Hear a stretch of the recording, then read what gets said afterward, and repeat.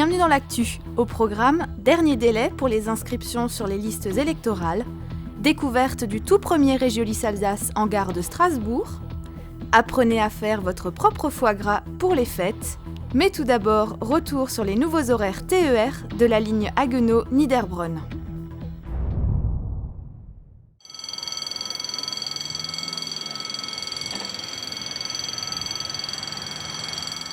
La ligne Haguenau-Niederbronn-les-Bains est une voie unique.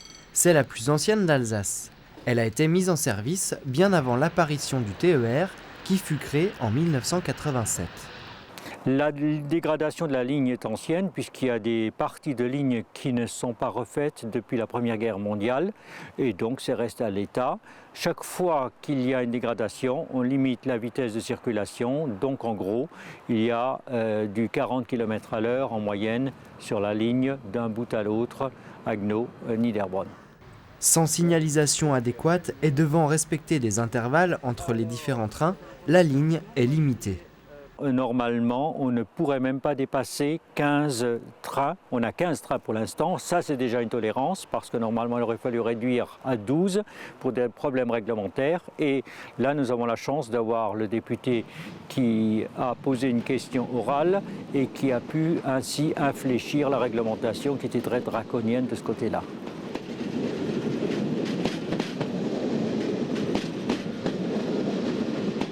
Aujourd'hui et depuis dimanche 11 décembre, la SNCF a modifié 85% de ses horaires. Désormais, 740 TER parcourent l'Alsace avec 75 000 voyageurs par jour. Un changement qui affecte la ligne Haguenau-Niederbronn-les-Bains. En semaine, le premier train arrive à 6h36 à Niederbronn et le dernier à 20h06. Avant ou après, il y a d'autres horaires en quart avec un temps de parcours un peu plus long. Le côté positif, c'est que pratiquement à 2 trains près, tous les trains viennent de Strasbourg et tous les trains aboutissent à Strasbourg en ne faisant que 1 ou 2 minutes d'arrêt en gare de Haguenau, ce qui est vraiment phénoménal quand on avait dans le temps 20 minutes d'arrêt entre 2 trains à Haguenau. La fréquentation de cette ligne est bonne, les quais de la gare de Reichshofen ont même été rallongés pour accueillir 6 voitures. Le week-end aussi, on emprunte cette ligne. Nous avons quand même une chance d'avoir le dimanche matin un train qui vient beaucoup plus tôt, c'est-à-dire en partant pratiquement à 8 h de Strasbourg, on peut être à 9 h déjà pour les touristes qui voudraient en profiter. C'est intéressant. Un bus aussi le début d'après-midi tous les jours pour arriver sur 14 h à Niederbronn. 50 millions d'euros sont investis dans le réseau en 2012. La ligne devrait être rénovée d'ici 4 ans, mais cette rénovation ne comprend pas une nouvelle signalisation. Le conseil régional, la SNCF et RFF vont donc rénover la ligne, normalement 2014. L'ennui, c'est qu'il faut 42 millions pour faire le minimum, c'est-à-dire voie ballast et croisement de Merzuiller et uniquement de Schweighouse jusqu'à l'entrée de la gare de Reichshofen. Ces travaux, bien sûr, ne s'accompagnent pas d'une signalisation et là, nous n'aurons toujours que 12 trains possibles par jour. Les prochains travaux, ce sera à Vendenheim cet été pour la deuxième phase de la ligne à grande vitesse. La ligne Haguenau-Niederbronn sera coupée 6 semaines. Durant cette période, des cars remplaceront les trains.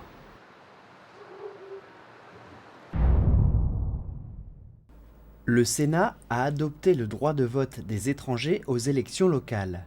Pour l'instant, seuls les Français peuvent voter, mais pour cela, il faut encore être inscrit sur les listes électorales. Donc à partir du 31 décembre, on n'a plus le droit d'inscrire ou de radier, donc on n'a plus le droit de toucher à la liste électorale, tout simplement. Donc à partir du 31 décembre, c'est arrêté. Donc toutes les personnes qui ne se sont pas inscrites sur la liste électorale avant le 31 décembre ne pourront pas voter l'année prochaine pour les élections présidentielles et les élections législatives. Et pour s'inscrire, c'est très simple, il suffit de se rendre à la mairie avec un justificatif de domicile récent et une pièce d'identité.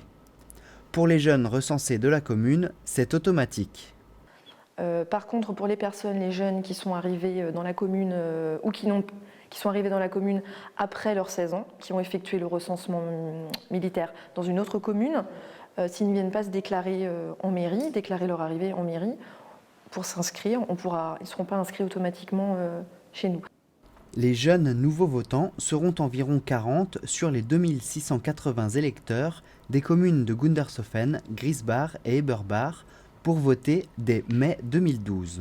Les présidentielles, c'est quelque chose de très symbolique et c'est vrai que certaines personnes seraient peut-être un petit peu déçues si elles ne pouvaient pas justement participer à ce vote.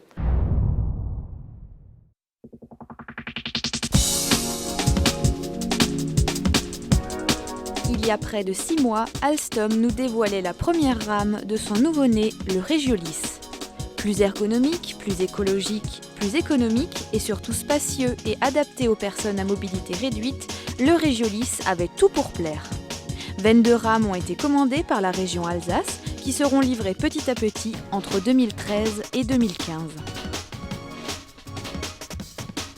C'est enfin le 5 décembre dernier que le tout premier Regiolis Alsace a été présenté par Alstom en gare de Strasbourg. Intérieur aubergine ou framboise, le Regiolis est un bijou de design.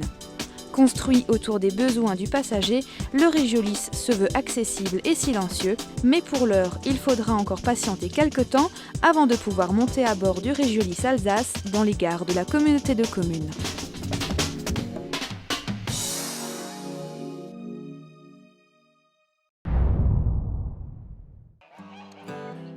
Noël ne serait pas tout à fait Noël sans un bon foie gras. Marianne et Didier en sont convaincus. C'est pourquoi cette année, l'Office de tourisme de Niederbronn-les-Bains a organisé une matinée à la ferme Meyer à Eberbach. Spécialisée dans la production de foie gras d'oie et de canard, Marianne a mis la main à la pâte pour montrer à ses visiteurs comment s'y prendre. Et la première chose à savoir avant de commencer à tout préparer, c'est que le foie gras, avant de le dénerver, il faut qu'il soit fraîchement sorti du réfrigérateur. Le foie d'oie, il est en longueur, tandis que le canard, il a une petite virgule.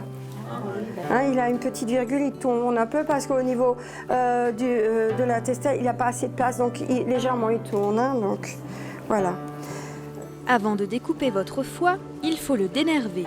Séparez les deux lobes, puis utilisez le plat de votre couteau pour mettre en évidence le réseau et enlever successivement les 3 veines principales, et ainsi de suite. Un foie gras, si vous l'ouvrez, vous le cassez complètement, c'est pas grave.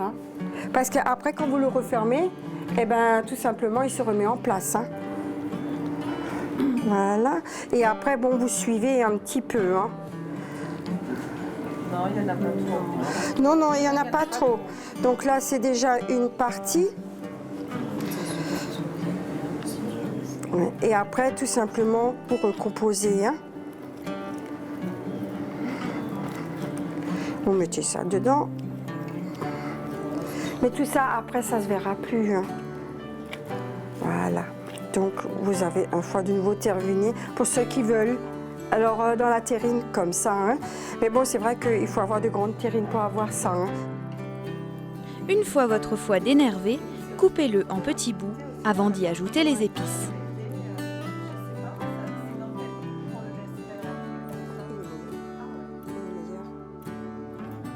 « 12 g de sel, 4 g d'épices et 1 g de poivre. » Mais c'est quoi comme épices? Épices à foie gras. Pour que le goût du foie gras soit plus profond et prononcé, il faut le laisser mariner au réfrigérateur quelques heures ou une nuit. Une fois sorti du frigo, il est important de laisser reposer le foie à température ambiante entre 1 à 2 heures pour qu'il s'assouplisse à nouveau. Là, moi, je le mets en petits morceaux. Et il faut toujours bien les tasser parce que si vous ne tassez pas bien, il tombe en morceaux. Et ça, c'est pas... Il est bon, mais il est en morceaux. Oui, c'est ça. Prochaine étape, la cuisson. Si vous ne disposez pas d'un four à vapeur, préchauffez votre four à 150 degrés et mettez-y un plat avec de l'eau bien chaude jusqu'à mi-hauteur. Plongez-y un thermomètre et quand la température de l'eau atteint 70 degrés, posez-y la terrine. Moi, je mets toujours par précaution, parce que nous, on a un four à vapeur. Donc, par précaution, je me mets toujours un peu d'alu. Je ferme. Voilà. Et je vais le mettre au four. Voilà. Je vais le mettre au four.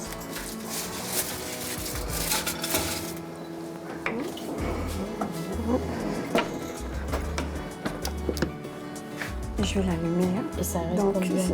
Alors maintenant, nous, on fait ça à la vapeur.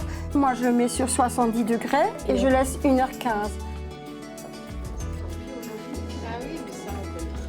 Une fois le temps écoulé, sortez la terrine du four et enlevez avec une louche le surplus de graisse. Bon, pas 1 heure, mais Tassez ensuite le foie pour que les morceaux fusionnent en un bloc. Refermez ensuite le couvercle et mettez au réfrigérateur 3 ou 4 jours afin que le foie s'exprime pleinement. Au bout de quelques jours, sortez le foie gras de la terrine à l'aide d'un couteau et coupez des tranches ou des blocs à votre guise.